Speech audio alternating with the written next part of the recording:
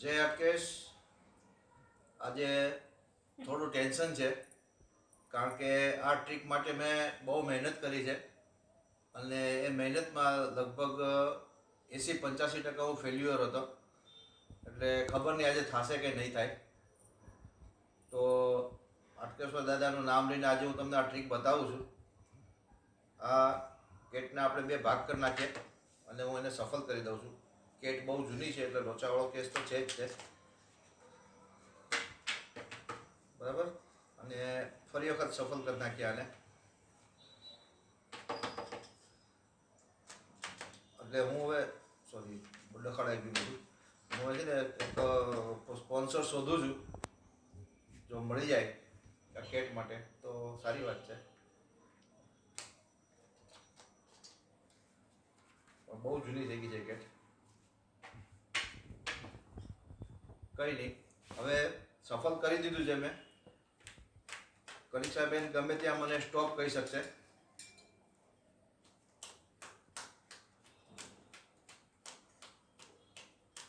મોટેથી બોલજો તો જ ખબર પડશે. હાથના ઈશારા મોબાઈલમાં ના દેખાય. સ્ટોપ. ઓકે. આ બાકીના કાર્ડ છે બાજુમાં રાખું છું. કાર્ડ ગણી લઈએ. 2 3 4 5 6 7 8 9 10 11 12 13 14 15 16 17 18 19 20 21 22 23 24 25 26 27 28 29 ને 30. 30 કાર્ડ પછી આપણા બેન મોઢેથી બોલી શક્યા છે. જેમાં આપણે પેલું પાનું જોઈ લઈએ. ચોખ્ખો છે, મતલબમાં 4 પાના હું ઉઠાવી દઉં છું. 1 2 3 અને 4. આ ચોથું પાનું તમારે યાદ રાખવાનું છે. કયું છે આ કાર્ડ? દિમાગમાં બેસાડી દેજો કે કયું છે કાર્ડ. એ કાર્ડને જોયા વગર આપણે આની માથે મૂકી દઈએ. આ બધા આની માથે મૂકી દઈએ અને આને બહુ વ્યવસ્થિત રીતે ફરીથી સફળ કરી દઈએ. હવે કાર્ડ ક્યાં જતું રહ્યું છે આપણને ખબર નથી. છતાં એવું લાગે તો આ રીતે બી સફળ કરી દઈએ.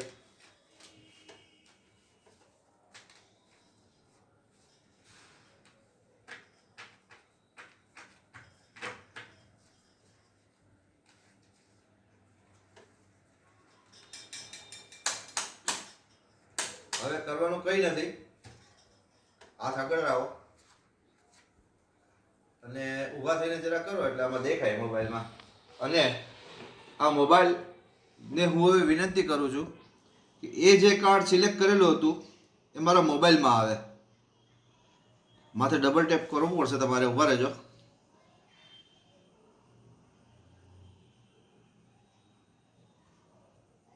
આ કોઈ કાલા જાદુ નથી એટલે એવું ન સમજતા. બે ડબલ ટેપ કરો માથે. હજી એકવાર. આ પાનું હતું. હા. આ કરવા માટે મારે બહુ મહેનત પડી છે કે આ રીતે મોબાઈલમાં હું એનો સ્ક્રીન લઈ શકું કે આ રીતે મને ખબર પડે કે કયું કાર્ડ હતું. તો આજે ફરીથી ઉપરવાળાની દયાથી અને આપ લોકોના આશીર્વાદથી સક્સેસ થયેલો છું. અને યુટ્યુબ ચેનલને એકવાર જોજો, લાઈક કરજો, સબસ્ક્રાઈબ કરજો, ફોરવર્ડ કરજો. ધન્યવાદ.